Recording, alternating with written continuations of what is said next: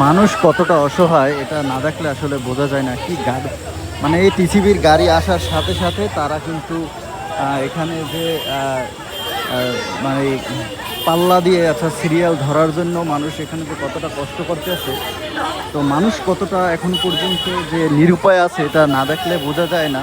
যে দেখুন, যে মানুষ পৃথিবী থেকে পণ্য নেওয়ার জন্য অল্প দামে এখানে কতটা মানে আহাজারি করতেছে।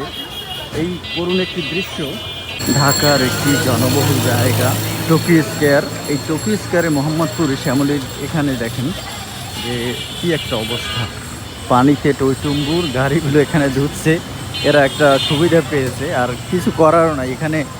মানে অবস্থাটা এমন যে মানুষ এখান থেকে কিছু যে আহ, চলাফেরা করবে সেই উপায় নাই। মানুষের দোকান, যে জায়গা সব পানিতে ডুবে আছে। কি যে একটা অবস্থা শহরের ভিতরে, এই অবস্থা আসলে আপনাদের দেখাচ্ছিলাম। ঠিক সেই মুহূর্তে একটি টিসিবি পণ্যের যে গাড়ি, সেই গাড়ি আসছে এবং সেই গাড়ি দেখুন মানুষ কতটা অসহায়, মানুষ কতটা অসহায়ভাবে